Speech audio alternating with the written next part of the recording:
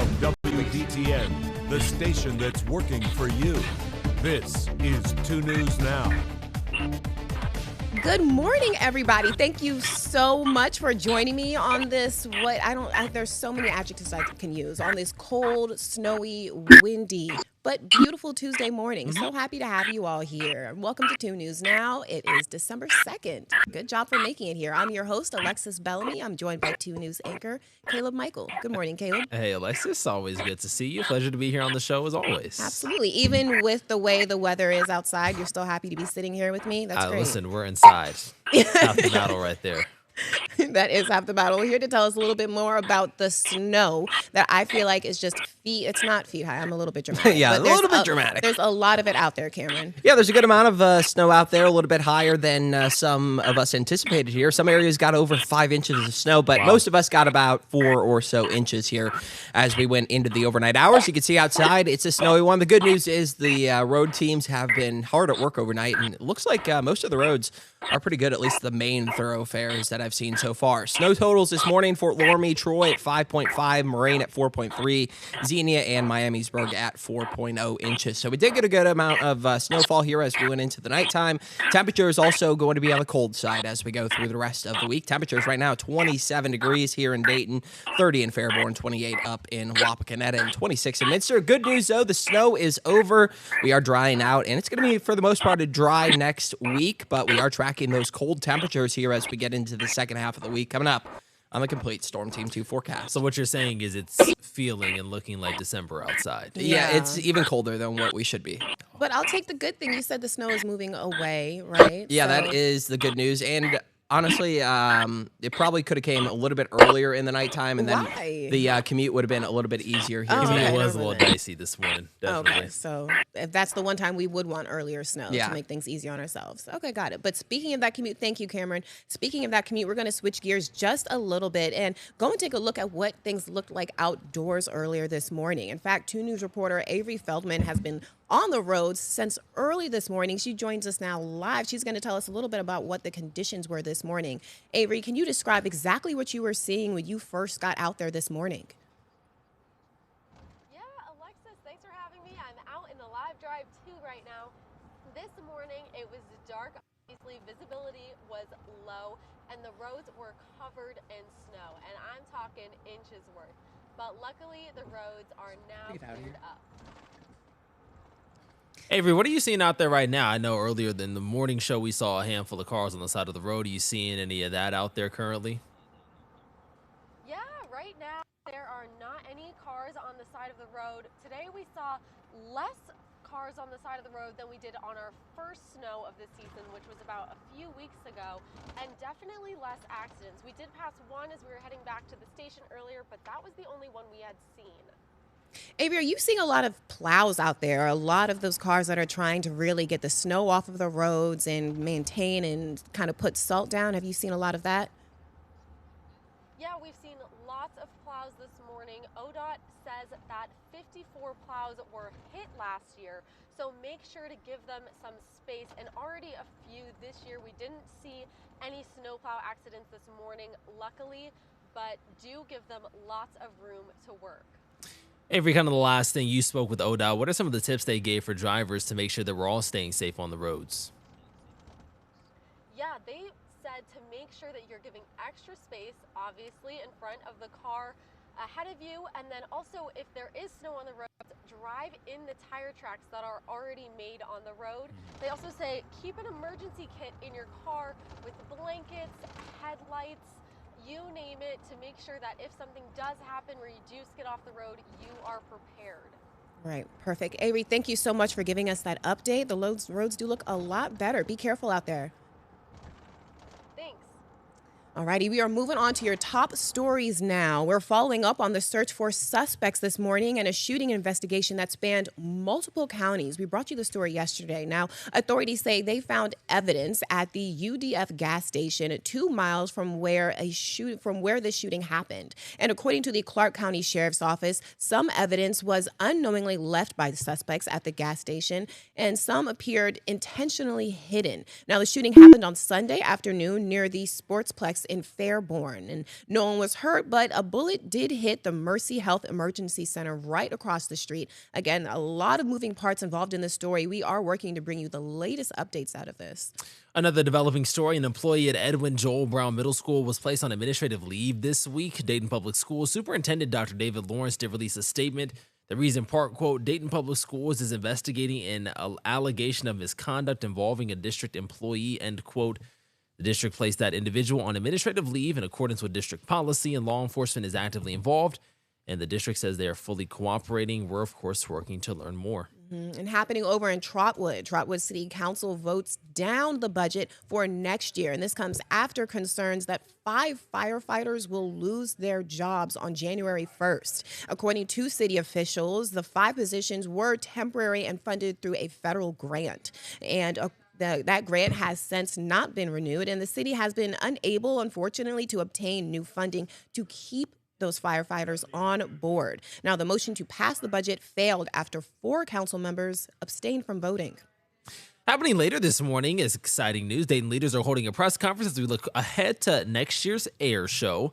The conference begins at 11:25 at the Dayton Air Show office, but the U.S. Navy Blue Angels are going to headline the 2026 Centerpoint Energy Dayton Air Show, happening June 13th through the 14th at the Dayton International Airport. If you have not been, Alexis, it is something to see. Let me tell you. You liked it? Oh, loved it. Okay. It's you have to go to experience it. It's vast. I heard there's there's nothing like it. It's probably the best way I could describe it. No, nothing at all.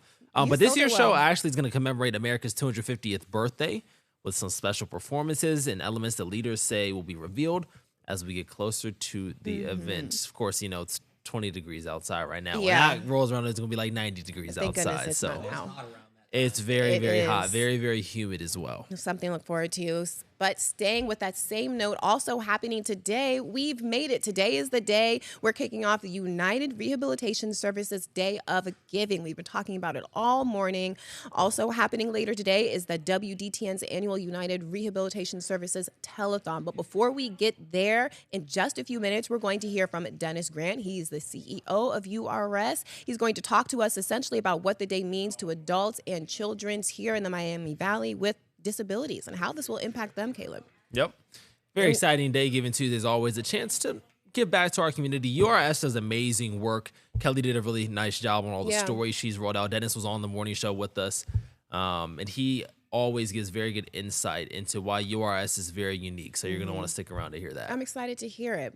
Switching gears just a little bit, we are looking ahead to your react to that question for this morning. We want to hear from you guys. So we just got done with Thanksgiving. We just made it through Black Friday. Cyber Monday was yesterday. Today is Giving Tuesday. A lot is going on. Holidays are upon us. How do you guys feel? I would like to know. Describe your state of mind in one word. Now, I asked this morning. Kelly gave me a great answer. I'll say it for her since she's not here. She said coffee. Caleb, you ducked the question, so now you may I go. did. You asked me too fast. But you know what I'm going to say now? I'm going to say I'm grateful. Okay. On this Giving Tuesday. Grateful for the little things in life we may not think about. And I think this time of year especially, it's good to be very, very mindful of what you have. And, it could always be worse. So I think perspective is key. Yeah. That day goes past Thanksgiving, which is when people are usually like, oh, I'm so grateful. And it kind of like hovers around that day. But no, that's an extensive good. Maybe I'll put that hashtag somewhere. Hashtag grateful. I think that already exists. Write it down somewhere. Well, mine is content. I'd like to hear yours. Scan that QR code right there. Send them in. I want to know how you guys are feeling as we get closer to the holidays. Very exciting stuff. All right, we are going to take just a short break. On the other side of the break, we are going to hear from that CEO of URS, Dennis Grant, about today, what it means to everyone here in the Miami Valley, and another look at weather. The snow is moving out, but what else can we expect? We'll be right back. 2 News Now, brought to you by Universal Windows Direct. Hi, I'm Dan, the owner of Universal Windows Direct of Dayton. This is Bowie. He's been sniffing out the coolest winter deals for you. For a limited time, buy 2 windows, get 2 free. Get $250 off for patio doors and entry doors, $1,500 off for roofing, and $2,000 off for siding. Plus this week, 24 months interest-free financing for all products. Keep the cold out and the savings in. Give us a call now. Universal Windows Direct.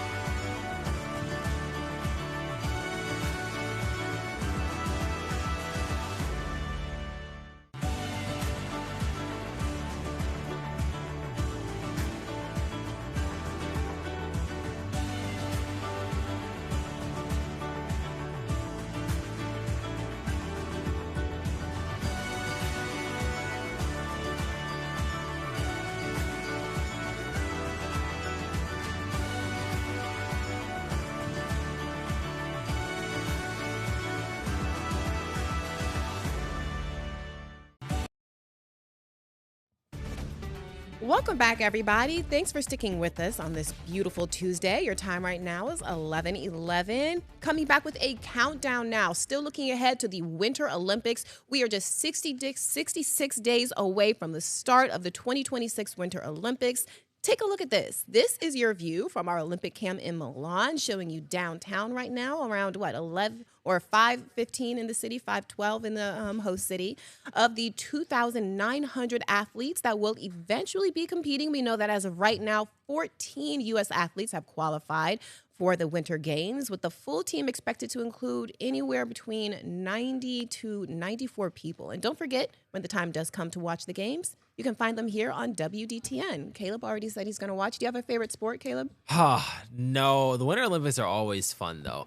Olympics in general, I find sports, I'll be up and I'll be like locked in over a table tennis match, just like very, very patriotic during those moments. Absolutely. Okay, you could not have picked a more random sport. Cameron, are you you pick sports? My dark horse has got to be the luge, and then skiing. Downhill skiing is probably my favorite. Cameron Saliga knows ball. What about you, Alexis? I'd say skiing too. I care about snowboarding because I think they're super brave, but I think skiing is fun. I only cared about snowboarding when Shaun White was doing it. He was putting up crazy tricks. Yeah, I remember that. I'll tell you this much, though. It's starting to look like the Winter Olympics outside. We got very close to it. Decent amount of snow. I know some kids will go sledding today. Sounds like a nice day to do so. Yeah, maybe some kids can start their Olympic hopes here today as they go out and play in the snow. We got a good enough amount to play in it here as we go into the daytime. We got about 5.5 inches in some of our northern counties here in Dayton, right around 4 or so inches. You can see outside. The roads, at least, are looking good as we go through the morning. The road crews really did a good job here of the snow in the morning hours. Dog walking forecast. The good news, snow has come to an end. We are going to be staying dry through the rest of the daytime. Temperatures, though, only getting up to about 31 degrees. We'll have lots of cloud cover here today, but if you want to get out, walk the dog, it will be a good one in terms of dry weather, but it's not going to be dry on the ground. High temps today up north, 28 Salina, 29 Wapakoneta, 30 Sydney, 30 in Troy, and 30 in Springfield. Here in Dayton, 31 Wilmington, 30 in Oxford, same for Eaton. Live Doppler 2 HD, all is quiet. Again, the snow is out of here, and we will be staying dry for the most part here as we go through the rest of the week. We could see a snow shower or two as we go into the night on heading into your Thursday. As we zoom on out, that low pressure all the way up to the north now, the northeast portion of the United States getting a good amount of snowfall in the morning hours. There's some rain down to the south, but here in the Buckeye State starting to dry out other than the lake effect snow machine in northeast Ohio. Temps right now, again, 27 in Dayton, 28 Troy, but those wind chills are even colder. 19 degrees in Dayton, so you do want to bundle up as you head out the door. 24 in Xenia, 28 up in Wapakoneta. Future track, as we go through the day, we'll have mostly cloudy skies. Could see a break of sunshine out there, but for the most part, it's going to be a cloudy one. We'll continue that into the nighttime. A little bit of sunshine tomorrow, but not long lasting. We'll have more cloud cover incoming as we have a cold front approaching as we go into your Wednesday night. We'll see the chance of a snow flurry or a snow shower, but we're not really expecting accumulation, maybe dusting at best here as we go into the nighttime on Wednesday. And then as we go through Thursday, it is going to be a dry one as we go through the day, but into the nighttime, the one thing that you don't see on here is the temperatures. We're going to get down into the single digits overnight on Thursday, and wind chills as you wake up Friday right around 0 degrees. So you do want to have the hat, the jacket, and the gloves there. 31 degrees, though, today, mostly cloudy. It will continue to be cold. 22 tonight, mostly cloudy, and winds 5 to 10 miles per hour. We'll get above freezing tomorrow by a degree, 33. Partly sunny. We'll have intermittent clouds, though, through the daytime. We have a low chance Thursday in the morning that we could see some of those snow showers continue into the work commute, but again, not really expecting much in terms of accumulation, and cold going into those overnight hours. Some areas could see the single digits and those 0-degree wind chills. Cameron, my eyes almost crossed when you said the single digits were up next. I was like, you can't. It's something you see in January here, but not usually early in December. Yeah, your eyes, for all of my fellow bald brethren out there, I'll definitely grab them. Yeah, you're going to need 2 beanies. Okay, not too much. All right. Everybody starts laughing. Oh, hey, Cameron's making jokes now. Okay, all right. It's just the head, folks. Just the head. Thanks, Cameron. All right, well, here's some changes coming. The TSA is introducing a new fee-based option for travelers who do not have a real ID. Beginning February 1st of next year, travelers can pay $45 to use TSA Confirm ID. The fee covers a 10-day travel period, and the agency says the fees to make sure that travelers are covered and the cost of verifying an insufficient ID.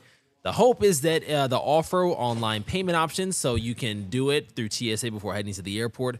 Currently, about 95% of airport travelers do have those real IDs. And switching gears here just a little bit, you guys take a look at this. Surveillance video captured a raid at a Los Angeles business, a barbershop actually, that happened on Thanksgiving, that shows a trio stealing thousands of dollars worth of tools and equipment. But that's not it. Please listen. Along with the store owner's beloved cat. So that's what's happening right here. You see them pull right up to the front of the business in this beige-looking Toyota and this beige-looking pickup truck. They rammed the glass with it, ran inside, ransacked the place, and grabbed the kennel that had Simba inside before driving away. Look at him. He's going crazy. Yeah. So now, naturally, the owner is on Facebook pleading for Simba's return. I don't Somebody's going to have to call Mufasa to come get him back. Okay, good one. But can we think about the?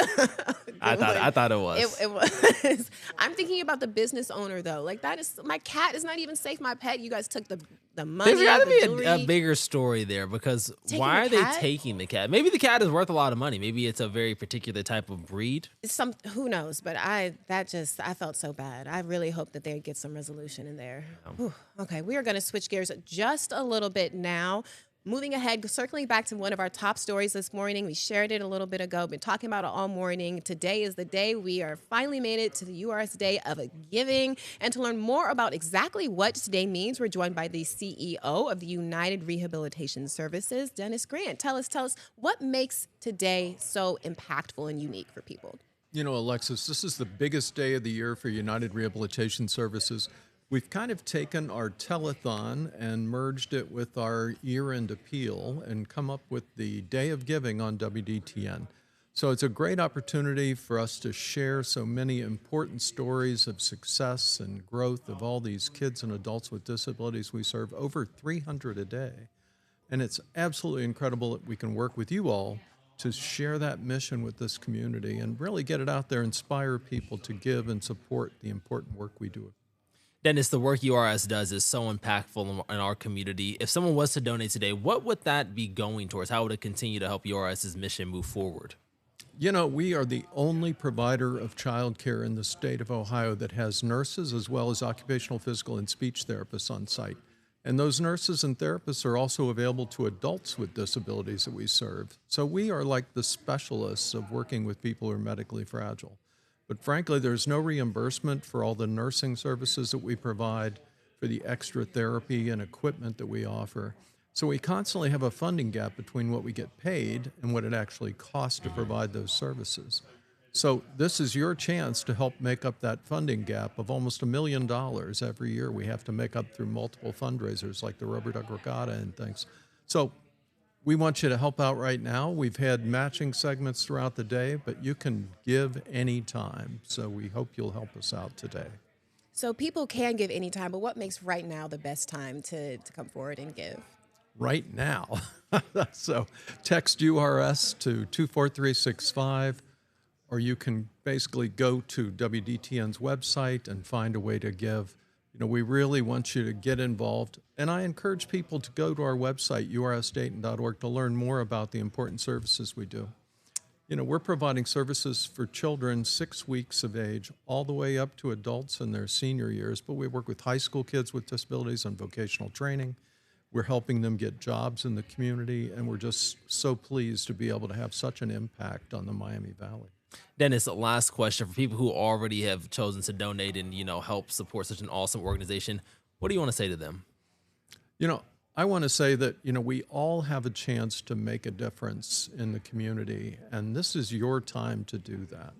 As part of our season of giving, we hope that you'll make a difference in the lives of the hundreds of kids and adults with disabilities we serve every day. And you can give to our monthly giving club, which is just as low as $10 a month or $50 or $100, whatever you can afford, or just basically give today. But make a difference. This is your chance to give back. And if you catch us during a matching segment, you can double that. And if you have an employer who matches your gift, we could even triple your gift today. I love that. Dennis, thank you so much for joining us this morning. We learned a lot. Thank you. All right, moving on just a little bit now. Take a look at this. A 59-year-old man was charged with arson after a fire erupted in a Santa Fe apartment building on Sunday. Now, Santa Fe police responded to the call on the property around 8:30 that night, went to the living room and saw that scene that you saw just a little bit ago. Flames were everywhere. They said they rescued 3 people who actually needed treatment for smoke inhalation. Otherwise, there was no injuries, but people forget, like, the firefighters are not the only ones who are running into situations like this with more than just your, danger or violence. That is very scary. Absolutely. Yeah. Take a look at this, though. This is a runaway dog from Caledonia. It was returned to its owner with the help of a neighbor in Ohio State Highway Patrol. The use of tasty treats, because who doesn't love that? According to the trooper, they spotted Rufus, the lost dog, on State Route 98 and blocked traffic to corral. Look at him. He's trying to lower up until a neighbor came to escort him home. Footage released by OSHP shows Rufus burying his belly. Look at him. He's right there. An attempt to evade captured, prompting laughter from his rescuers. Rufus, he just was a good boy. Little lost, though. A little far away from home. So sweet. Remember that Journey, Homeward Bound, that movie Homeward Bound? I am familiar with that one. Oh, are you? I am. Oh, that's what this reminded me of. Wow, you surprised me. I didn't know that. Oh. Okay, good. Awesome, good stuff. So we are going to take a quick break. On the other side, we've got to look at those react to that responses. Oh, looking forward to that. Yes, and what's coming up in Living Dayton. Don't go away.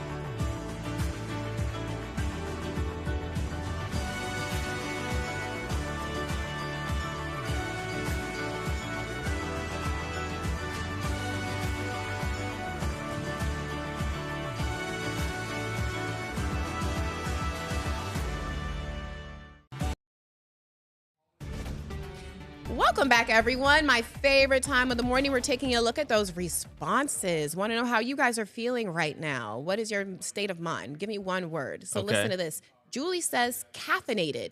Julie, that's the best way to be. That was a good one. We're over here like raising the, that is a good one. Okay. Daniel says retired. So happy. Okay. That's probably what my dad would be saying today too. Retired and happy about it. I like that. Finally, Scott says fine. That's frustrated, insecure, neurotic, and emotional. Okay. It's very descriptive. It is very descriptive, but we will take it. That's just fine. Okay. So moving on just a little bit. Oh, I'll let Caleb take this away. I guess this is very fitting for you too, Caleb. Oh, all right. Well, Oxford Dictionary has named his 2025 word of the year, but it's more like a phrase rather than a single word. It's the word rage bait. Now, the term is described as a social media content deliberately designed and posed to elicit anger or outrage. Oxford says it's the perfect summary of the year's chaos. Rage bait beat two other short-listed terms, aura farming, which basically means creating a cool online persona, I don't like that and biohack means making small but intentional steps to improve your health and lifestyle. Yeah, aura farming bugs me, but rage bait is hilarious. You are familiar with rage baiting, Caleb? I am familiar with rage baiting. I do not rage bait. I have been rage baited before. Okay. if we're not going to be accurate, we can just move on and see what's going aura on. farming. We were having a debate this morning, aura though. farming. Can you intentionally aura farm, or is it unintentional? We got to bring in an expert. We got to bring in. We got to bring in like a high schooler to really get the down low. The down low is crazy, as the kids would say. We're going to check on what is coming up in Living Dayton. Emily's here is going to tell us who is in the kitchen. Good morning. Good morning. Yes, Bushido Ramen is in the kitchen. Perfect day for some delicious ramen, soup, noodles. You know, customize them however you'd like. Yes, it's the weather for that. It really is. And on this Giving Tuesday is also our annual URS Day of Giving. That's right. It's a big day for us here. It's a big day for URS, WDTN. We're going to have multiple guests in talking about our Day of Giving, our telethon. We're going to have chances for you to give right there on the show. And a couple of our guests will double we'll match and double those. So donations, whatever you give, it will go a long way. Awesome. It all goes to helping those with disabilities in our neighborhood. Yeah, Dennis talked a little bit about why now is the best time to give. So I can't wait to see how this telethon really goes. Me too. It's going to be a big day. Perfect. Emily, Caleb, thank you guys so much for being here with me this morning on this snowy, cold, windy, all of the same adjectives I used at the beginning of the show to describe today. Thanks for being here. We'll see you guys tomorrow morning. Have a good one.